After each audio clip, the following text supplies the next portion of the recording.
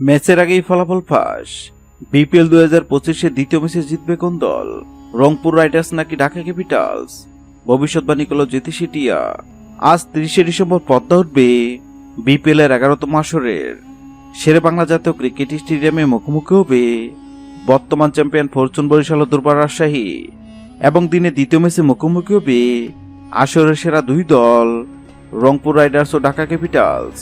ম্যাচটি শুরু হবে সন্ধ্যা 6:30 বিপিএল 2025-এ দ্বিতীয় ম্যাচে জিতবে কোন দল তা নিশ্চয়ই আগেভাগে বলে দেওয়া সম্ভব নয়। তবে এবার সেই কঠিন কাজটি করে দেখাবে জ্যোতি শেঠিয়া।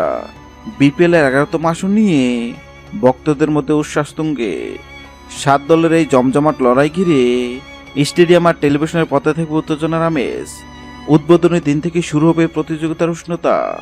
আর বিপিএল 2025-এর 11তম আসরের শিরোপা জিততে রংপুর বিশ্বের বিধ্বংসী সব ক্রিকেটার নিয়ে ভয়ঙ্কর স্কোয়াড সাজেছে, এবং নিজেদের প্রথম ম্যাচ জিততে রংপুর শক্তিশালী একাদশ নিয়ে মাঠে নামবে। অন্যদিকে নায়ক শাকিব খানের মালিকানায় লিটন মুস্তাফিজকে নিয়ে শক্তিশালী দল গঠন করেছে ঢাকা। আর এই দুই দলের মধ্যে দ্বিতীয় ম্যাচ জিতবে কোন দল তা নিয়ে ভক্ত সমর্থকদের মুহূর্তের জন্য শেষ নেই।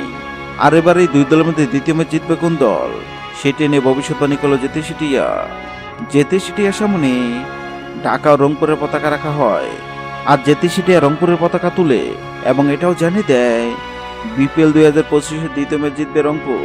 হ্যাঁ দর্শক, আপনাদেরকে বলছি, আপনাদের কি মনে হয় বিপিএল 2025-এর দ্বিতীয় ম্যাচে কোন দল জিতবে? অবশ্যই কমেন্ট করে জানাবেন। ভিডিওটি ভালো লাগলে লাইক দিবেন এবং সাবস্ক্রাইব আমাদের চ্যানেলের সঙ্গে থাকবেন। ভিডিওটি দেখার জন্য আপনাকে অসংখ্য ধন্যবাদ।